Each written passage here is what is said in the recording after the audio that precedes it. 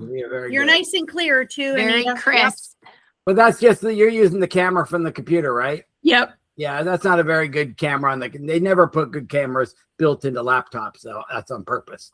Yeah. So you plug that other one in later, another time, and then you should be able to do that. But yeah, that's the thing that I thought Anita made, but Jennifer made it. He thought it was you, Anita. I didn't do anything. I know, but that looks like what you would do to make it for your blog about our about the podcast. Oh, I did. Yeah, that looks good. I didn't do that. Okay, so that's our movie.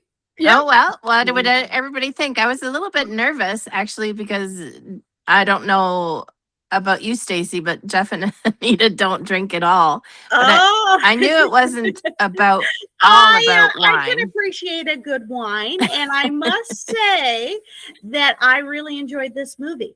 And what I really liked about it was with Miles and Maya, we didn't see them meet. It's like they've already been previously introduced, and it was so refreshing to have a movie like that where there's that romantic interest, but they don't leave you from the very beginning. I like that when they were in the restaurant and he says, "Oh, that's Maya. We've had a drink or two together." Whether he was embellishing or not, there was that association. And then when she said, "Miles, how are you?" I liked that aspect. It was different than what we're used to. Very different, yeah. Mm-hmm. Yeah.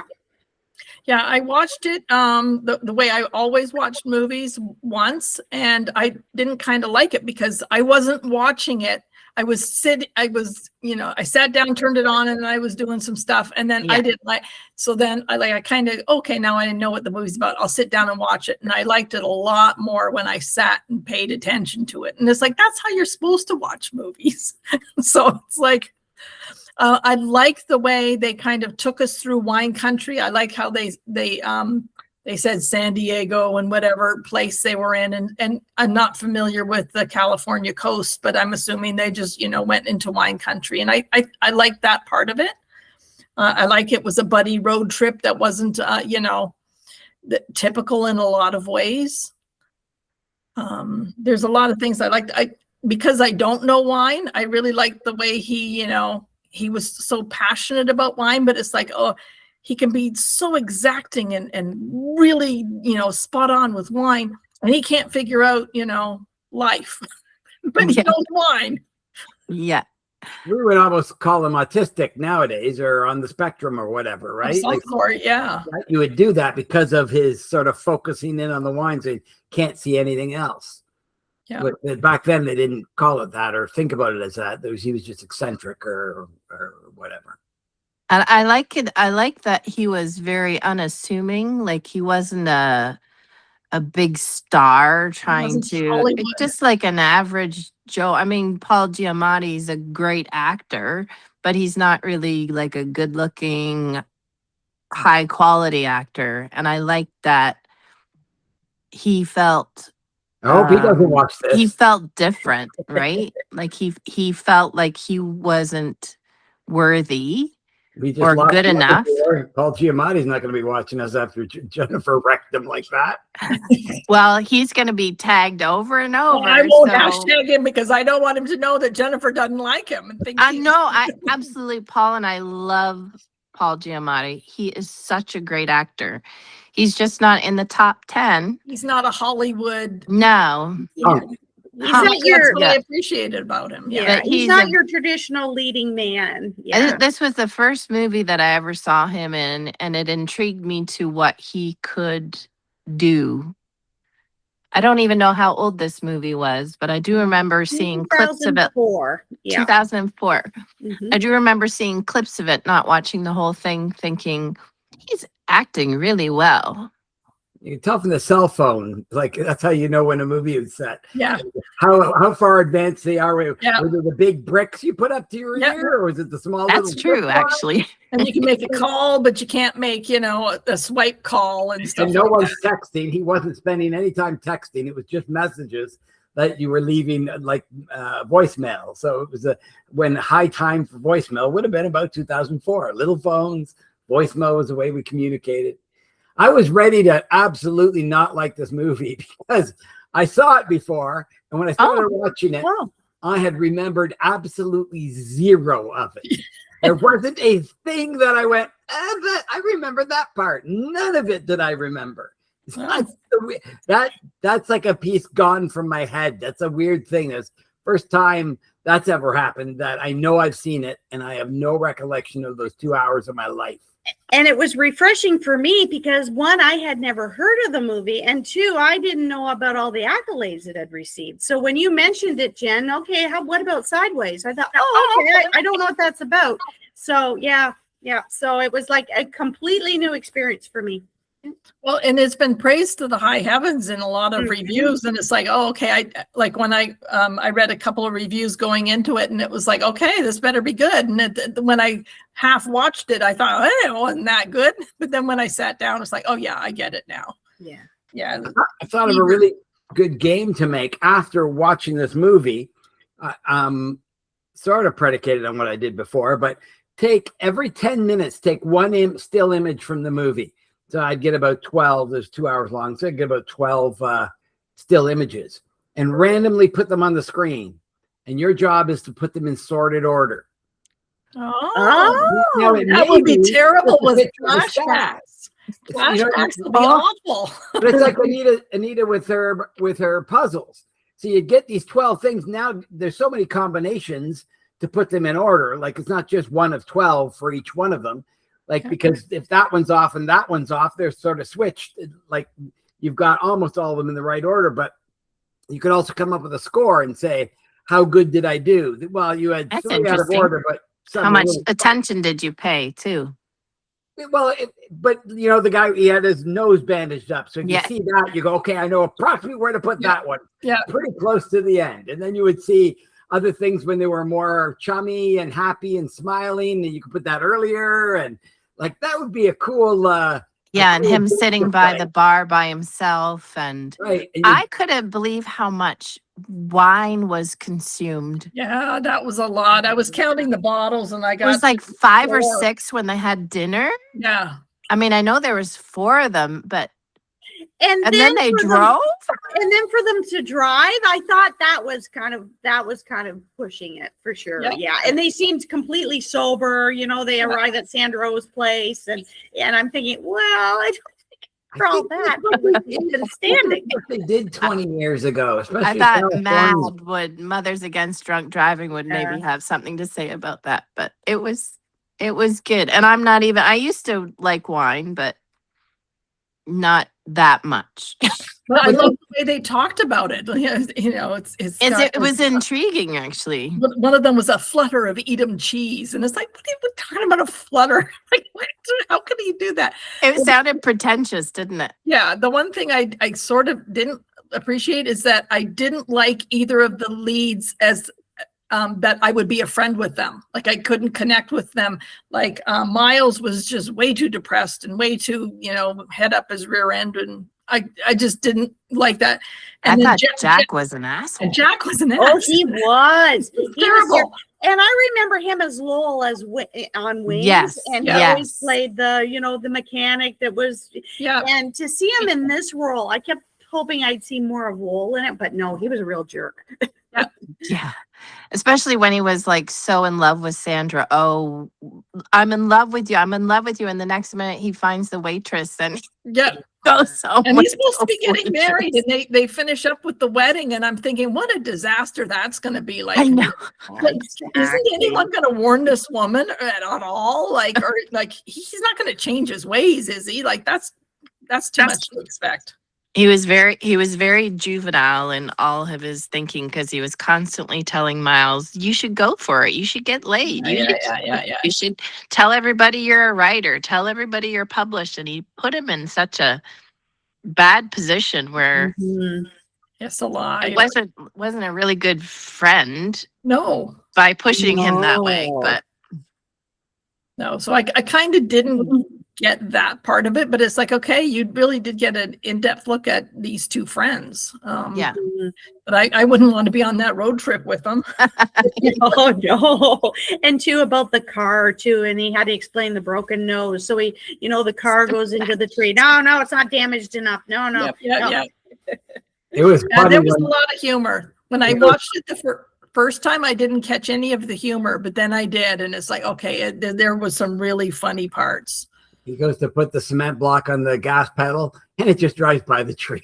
Right past. Really They nice. just look at each other like, slowly past.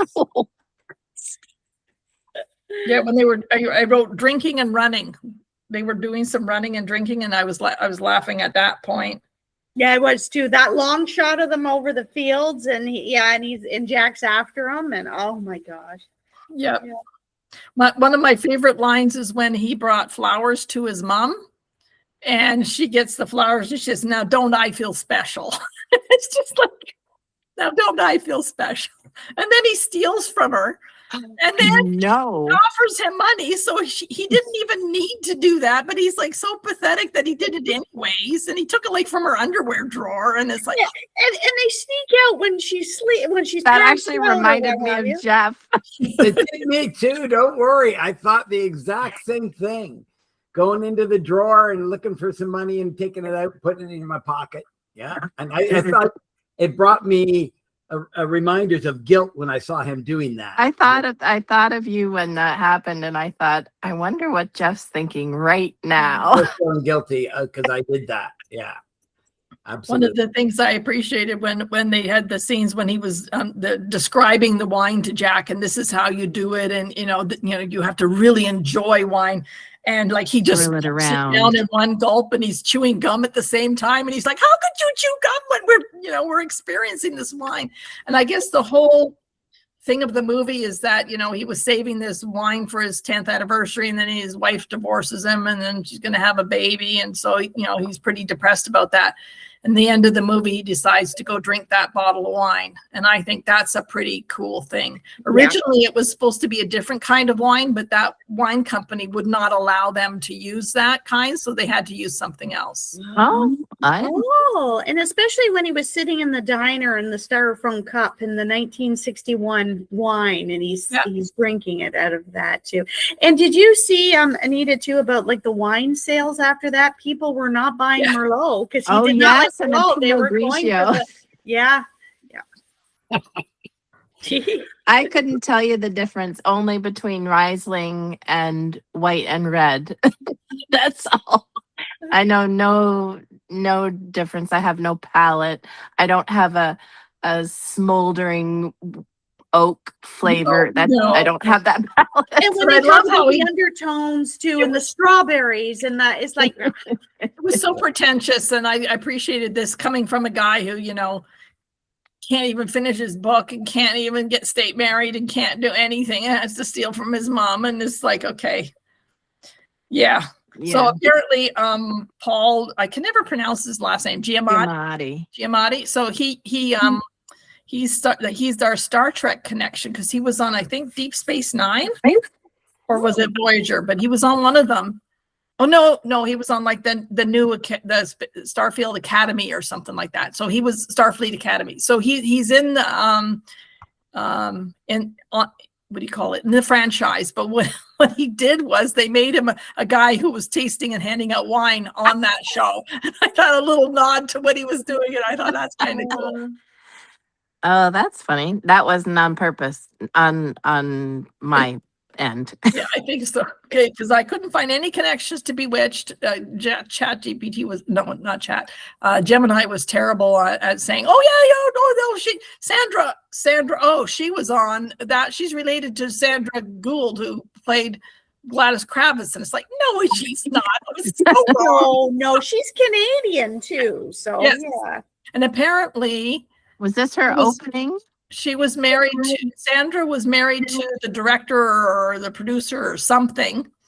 And they were going to do a follow-up or a play or whatever. And he made sure she was written out of that because he didn't want to have to deal with his ex-wife.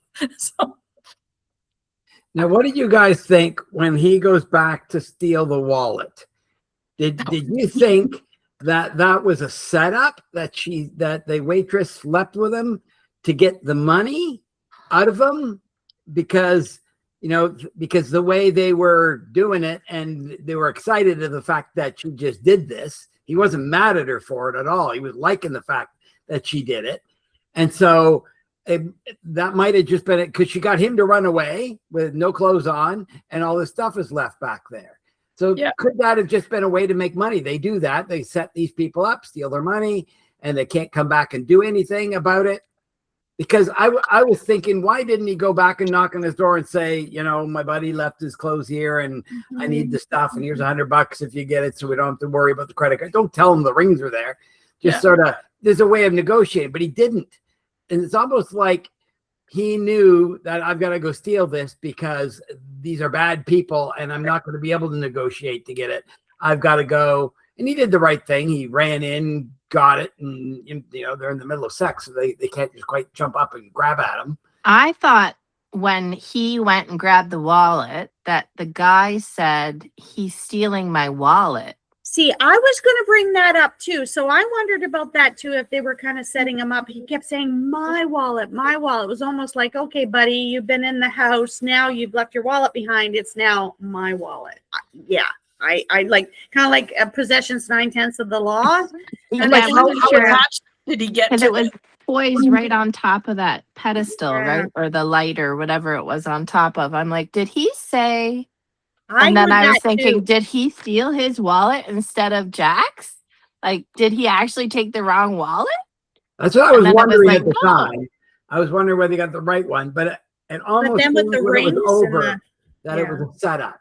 That's what they did. That she goes and finds a guy, has sex with him. He comes home early, scares the crap out of him. He leaves. No fighting has to happen. No threats have to happen. The guy just runs away because he was quite happy with her having sex with him. He didn't, that was part of the thrill of the next time they got together. Like he was liking the fact that she slept with that other guy. So I'm thinking it's a way to get somebody's wallet.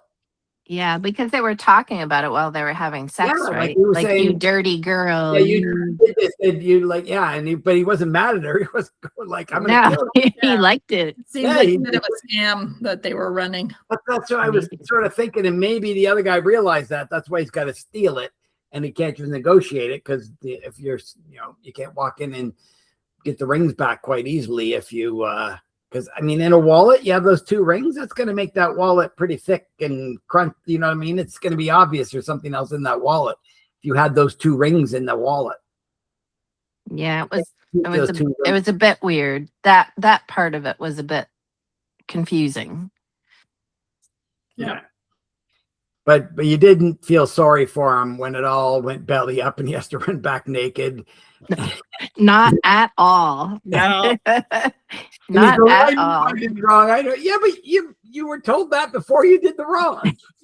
Like, why are you 7 years old? I need to learn that lesson without knowing what that lesson already is. Well, Jack acted like a 7-year-old, like just totally. Both of them. Both. I don't think too many guys would have made that mistake. I could see before getting married, sleeping with a hooker when the 10 guys are going out to go drinking. I could sort of see that all happening. And not falling in love with women all over the place. With the kid and with the with her daughter. That's a whole different thing. Most guys would know not to they'd sleep with her once and then take off. Let's go home now. You know what I mean? Like right. But he wasn't doing that. So there was that was very strange that he was willing to go that far into it and have her as a new girlfriend. Yeah. And kind of dismiss Miles for their golf games, their time together, their plans for dinner. And he's like, I'm going to hang out with her and her little girl. And I'm like, would you on your bachelor week? But I love the way it ended because it gave you hope. And not many of our movies do that. Well, it does. All our movies, we go, why did it have to end like this? Yeah, so it kind of broke the mold, and just like about their relationship too, Miles and Maya, like that. I like that because I was thinking, okay, he's going to see her and he's intrigued, but to know, I know her. That's Maya. I thought, okay, this is good. Yeah, it's not as much formula. You Well, heard and the forgiving in the audio message. Yeah. he drank the wine by himself, and then he went to see her and knock on her door. Mhm. But at the same time, I think he went and drank the wine because he realized he's got to start his life again. I don't think he drank the wine and then got up in the car and went to see her. I can't remember how fast that was, or whether he took the wine with him to see her, but I just remember he's No, not. he was drinking it at home, but at some point, I don't know the length of time between the two. But I don't know if it gave him the balls to go talk to her, or Remember, whether she said, he had the sorry, balls to drink the wine He and said, sorry then. it took so long Mhm. to get back to you, but I read your book. And so in my brain, a lot of time had passed, a month or so. Yeah. And then she called him because when he was listening to it, it was also very like, oh my goodness, I can't believe she's actually calling me. And you don't know what's going to happen. And then all you see is him heading to her place and knocking on the door. And she talked about the changing weather too, like, oh, well, Miles, is colder here now. Yeah, that implied that some time had passed. Yeah. Mhm. Oh, So I think him drinking that wine was sort of him hitting rock bottom and going, that pivotal moment. Yeah, it's only going to get up from here. This is the time you do it. Remember, somebody said that opening the bottle is the celebration. Yeah, it's not the other way around. You don't open that wine because of a celebration. So it's almost like he decided to take that advice, and I really like that. Yeah, it reminds me of use the good dishes. You know, you have good dishes and you never use them. Use them. Drink the wine. Do the thing that you're putting off. And that part I really appreciated. That came full circle, because these two guys, I would have not wanted to hang out with either one of them. So, in a hamburger joint, eating hamburgers. I don't think I would have even been friends with Jack. Miles maybe, because he was interesting, pretentious, but interesting. He could carry a conversation, but Jack was so juvenile, and he could carry a conversation about wine. Nobody, he didn't even care. Jack couldn't carry a conversation about wine. He would always sort of follow every time he said agree with everybody. Yeah, it's got chocolate notes. Yeah. And I like to, when Miles was so pretentious, and when he goes into the winery and he starts throwing back the wine, and the guy says, look fella, this is a winery, not a bar. And then he's just acting like an idiot, and then takes the wine and pours it all over himself. But that was the spit bucket. That was the spit bucket. Exactly. He's covering himself in spit. I didn't realize that till Jennifer just said it. Yeah, and I don't know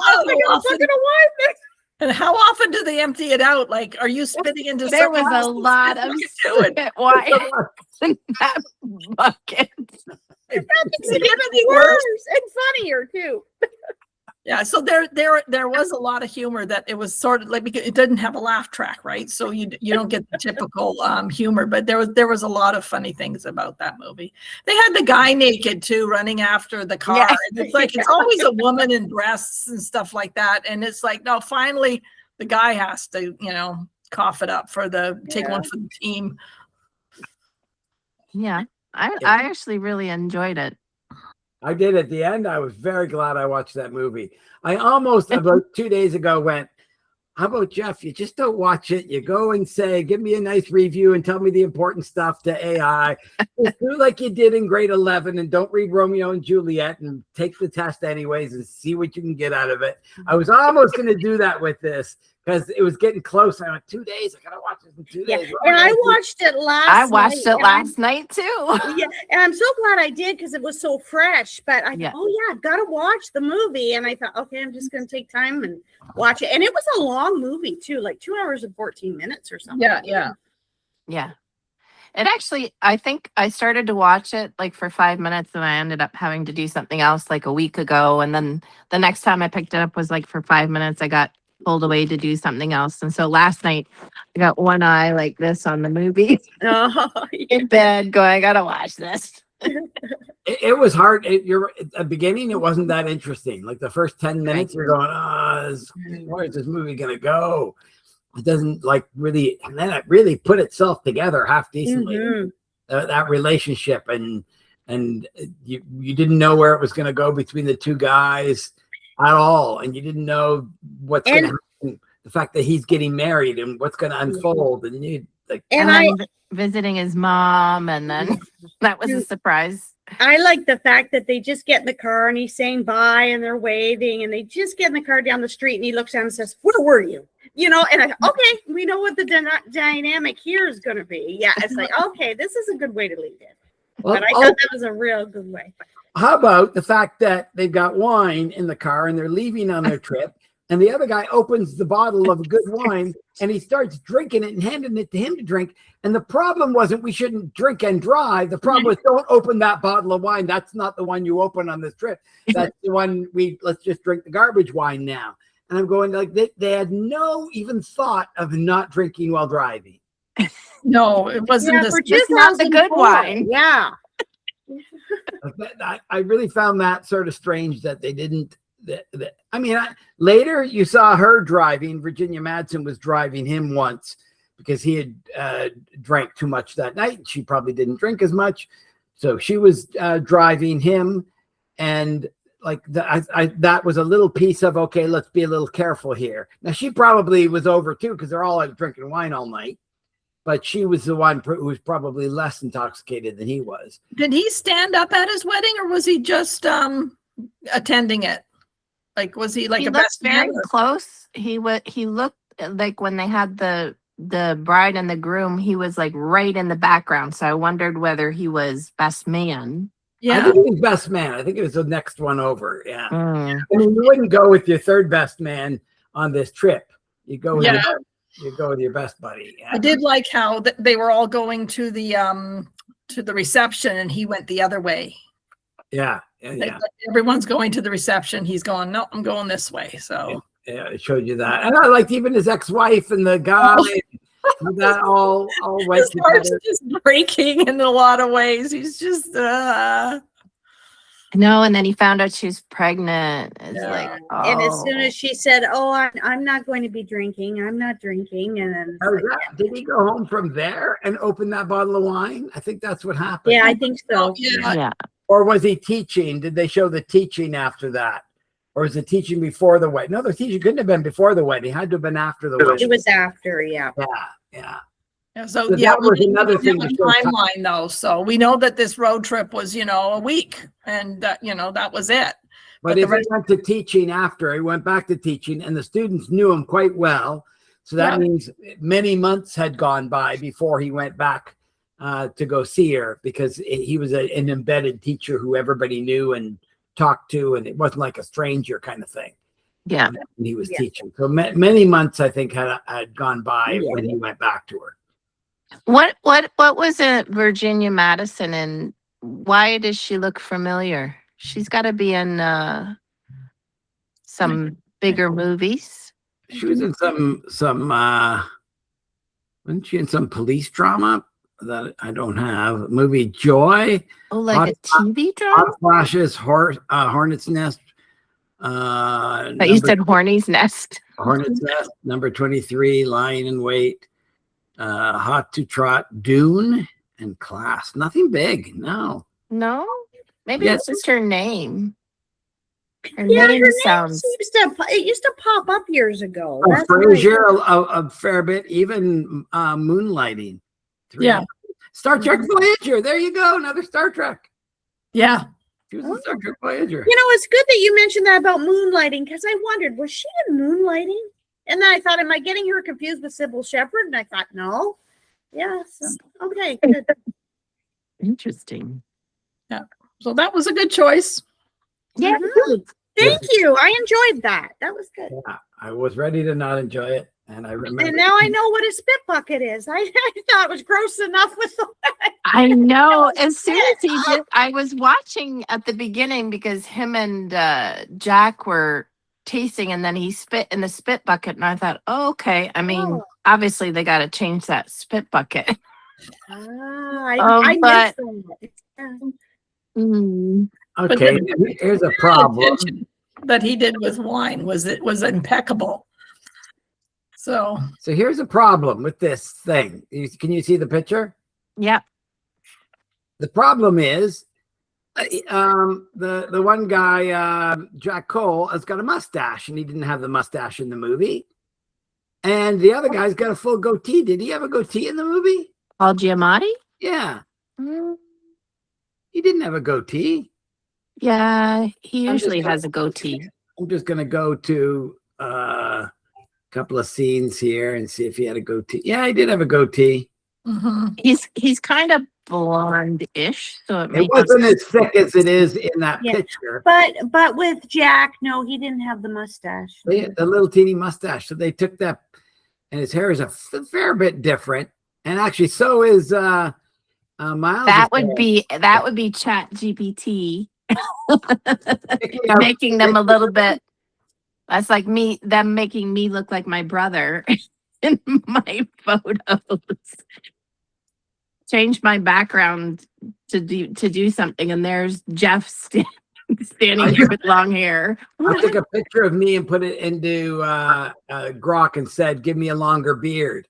And here's the funny thing: I look like Henry Musca, like you wouldn't believe. Yeah. My eyes and just this part of the beard on, you go, that looks like Henry. Holy smokes! Yep.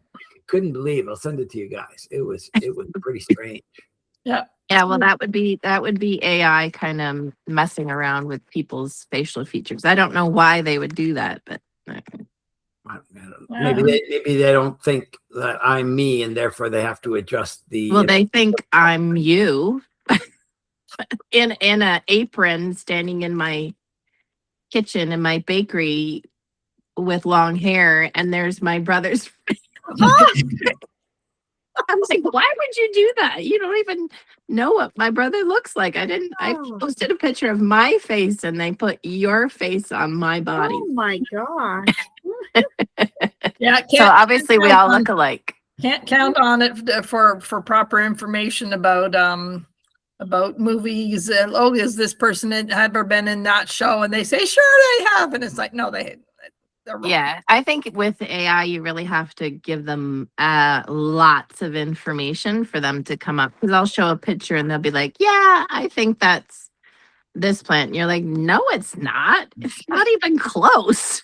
Yeah, and then you say, no, it isn't. You have to try again. And then they say it again. Thank you so much for telling me. But you have to even be more articulate when you do the question. If you can't have a wrong answer, you have to say, my life is dependent on the fact that you get this correct. If you get it wrong, I will lose my job, I will be poor and have to sell my house. So please be very accurate and only give me an answer that is 100% verifiable. And if it's not, please tell me that you cannot find the answer. You have to say it like that, because it's just wanting to please and go, yeah, okay, I'll give you the answer you want.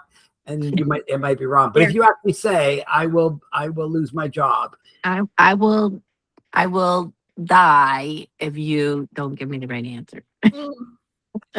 I will drink that bottle of 61 Pinot Grigio. I was going to say Merlot, but no. I didn't like all the haughtiness of the drinking wine thing, because I'm in my head, I'm imagining, well, take an orange juice, put a little bit of nutmeg in there, add a little bit of oak flavoring, and then drink orange juice. Go, from the orange juice, I could taste some oak kind of thing. You could do that with anything. You could taste a little. I think though that the pretentiousness of Miles was based on his character. Like, he was the grape that was thin-skinned and difficult and only grows in certain weather and in certain areas. Insight, Jennifer. That is just not definitely paralleling the character and the wine that he likes. Put that into ChatGPT, because that's a great insight. That was Giamatti was that grape. Siskel talked about that. We did say, I have an affinity towards it because it's like this, and we all look and go, he's like that, like Jennifer. He's like that, yeah. But I didn't realize that he is that grape, and that how he was describing it, and that was a good metaphor for him. Was that grape? Yeah. I think that's what, because he talked about it twice with two different people on the why the Pinot was the best wine was because of its characteristics. Meanwhile, it's his characteristics that he can't show people, that he can't articulate about himself, but he can do that about a grape. Yeah, and it's interesting, like he had a real aversion to Merlot, and I don't know my wines well enough to know the difference between Pinot Noir and Merlot. Maybe Merlot is bold, or maybe it's striking, or it's like it's strong. You know, Which I he wonder is if not. yeah, right. Yeah, Maybe Merlot was his ex-wife. yeah. Well, maybe. apparently he's now attracted to women who also have a palate for wine, because that's how he met his ex-wife. Because he said she had the best palate he'd ever. Well, and so I wondered why was her name Maya? No, Yep. The Virginia character. Yeah. Why she was attracted to him, because he was such a loser in so many ways, but it's like they had wine in common, and it made a commonality, and she appreciated his wisdom and in that, and so that was part of it, I think. So I don't know that he was such a loser. I don't like that characterization. No, that loser isn't the right word. He was depressed. He couldn't get his book written. He was a little stealing from his mother. And he said, if she knew where I lived, he lived in an apartment. He didn't own a house. It wasn't decorated. He said that about himself, and Yeah. he felt that way. But if you think about it, he's one person's decision away, and he even said something about this. That one other person could have turned it around and made him a star. And so he's either this kind of good writer, let's say he's 6 out of 10, and somehow it didn't work for him, whereas the next guy, it might have worked for him, and they were the same guy with the same problems, with the same, lack of integrity or ability to do other things. And yet the other guy makes it and he doesn't, because from all accounts, he's a pretty good writer. Like that. Yes, like, yeah. And I really like that line by Maya where he was talking. He says, I've titled it "The Day After Yesterday," and she says, "Today." That would be today. And he's like, yeah. I guess. I like that line. The best part was when she's leaving the message and she says, "Now, I don't really know. Did he commit suicide at the end or not?" Yeah. And then we're wondering, because he said semi-autobiographical. He just went through what he went through. And is that what's in his head? Is what we all have to question. You know what I mean? Like, so I really like that she sort of went up with that little annotation there. I think he reminds me of a character of Eeyore. Yeah, the depressed kind of. Yeah, kind of mopey and. Why does anyone want to hang around with him? I didn't see him as a failure though at all. I think he had potential, and I don't think he was living up to his potential. He was in his getting down in his own way. And out. He was getting in his own way. Yeah. Yes. Well, and it's because like when you're a writer like that, you only know, like the other guy even said, how about I'll publish your book. You know what I mean? I'll do that for you. And he's going, no, got to go through a publisher. In other words, they put their own walls around them because they think that's the only way you need to do something, is you have to follow a formula. And if that formula doesn't work out for you, woe is me. And there's no other alternative. Mm-hmm. Like that would have been about the start of the internet. YouTube was probably just starting up right around the time they were making that movie. If he would have taken little vignettes of what he had written and put that into storyboard form, he could have put that out and started to tell his story and make people attracted to what his story could have been. Well, even the publishing house said it's a good book. We're just not looking for that right now. It's good, but just not quite good enough. I don't know how to market it. Yeah. That's it. Yeah. But that's the truth. I mean, like movies in Hollywood, if you don't follow a formula, get rid of it. And then a movie comes out that totally breaks that whole mold, and they go, "Oh, that's the new formula." Like when Star Wars came out, it was absolutely not going to make it. Right. Everybody said, how stupid is that to make a big, huge movie about that? That doesn't work. And it comes out and does it and becomes way bigger than anybody ever imagined. Yeah. And remember how they were like Chewbacca and everything too? They were almost like making fun of it and like, oh my gosh, this is so ridiculous. And they became beloved characters. Yeah. And now new marketing went around a movie like that. And it's because in Hollywood, they You're not going to get fired by following what used to work. You might get fired by starting something new. And so nobody's willing to start something new. They're not risk takers. Even though following the formula usually means it doesn't work. Version 2 and 3 of the movie are sad sack versions that it falls apart. Movies are about telling stories, but they're also about making money, because if they don't make money, they don't get a chance to make the next story. So it is a business. Right. I wonder whether this one would have done less in theater as it would have like in a home. You know how some of the it's not a blockbuster. It's a movie that you can reflect on later. I did read that the more you watch it, the more you get out of it. Yeah. Opposed to blockbusters where it's all action or story or romance or drama. It wasn't any of that, but you look back on it and go, huh.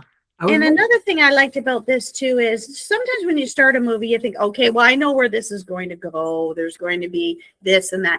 This one, like, I didn't read about it at all. And I thought, where's this going? Where's this going? And I like that fact that I was questioning where it was going, because sometimes you get halfway through a movie, you think, oh, okay, well, he's going to. I know exactly what's going to happen. But you never really knew. You never knew if Jack was going to go through with the wedding. You never knew if Jack was really going to be, or Miles was really going to be with Maya. Like, I was questioning it. Yeah, I like that too. Mm-hmm. In a way, the premise was sideways. The whole way it was done was sideways. Yeah, I like that. Yeah. Yep. Wonderful choice. Thank you. That's great. It was a screenplay, or was it a novel? Novel. A novel? I'd actually like to see if the novel's anything like it's slightly different because they had to change the wine because the company wouldn't let use it in the movie. Right. So do we have something for next month? Why is it called Sideways? What? Why is it called Sideways? Because when the wine is sideways, it means the bottle's empty. How's that? No. Well, they show the bottle on its side with the characters in it. Sideways. I don't know. I really like that poster, Jen.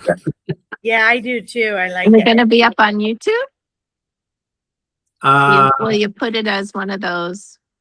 If I can make it the actual image of the podcast, because normally it's one of our faces, right? I think I can just pick that up and tell it to be the image. Yeah. Oh, I looked up on what the terminology for sideways was in this movie, and it says that lives have gone sideways. The road trip itself went sideways because it wasn't the planned trip. Right. And it says wine is meant to be stored on its side so the cork stays moist and airtight. The title is likely a nod to the world of wine, even though the film never explicitly explains it. Critics have long pointed out this double meaning. Oh, that's cool. Looking at life from another angle. Is it really about wine? That's right, Anita. Yeah. Can broken people still deserve love? Aww.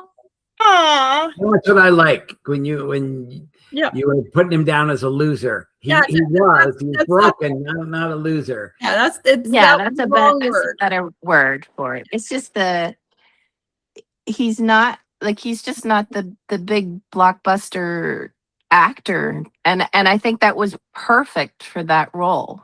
Mm-hmm. Like if they had someone really good looking, down and out, and not Tom Cruise. He was self-conscious about being out, unless he was talking about wine.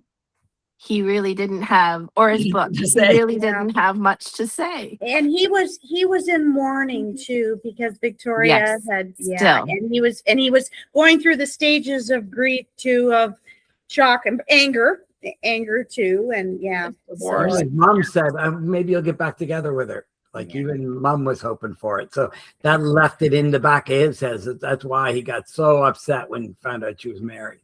And then pregnant. Yeah. Okay.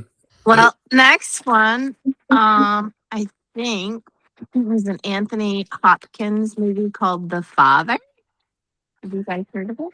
Well, sounds familiar, but no. I haven't seen it. Oh, the father? The father? Mhm. It's on MB. I made sure. Okay.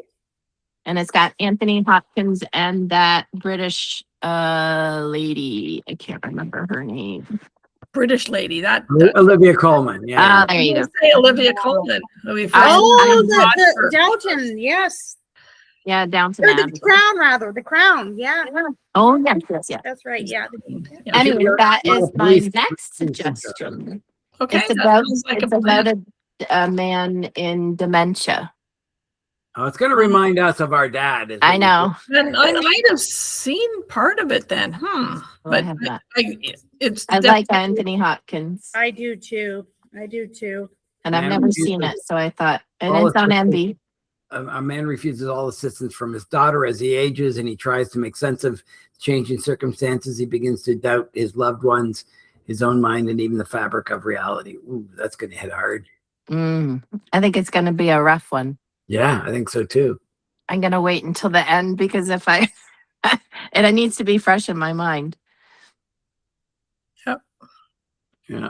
Okay, All right. we'll see y'all next month. All Yes. right. So So this was this was fun as always. Halfway through the year. Okay. Like and subscribe.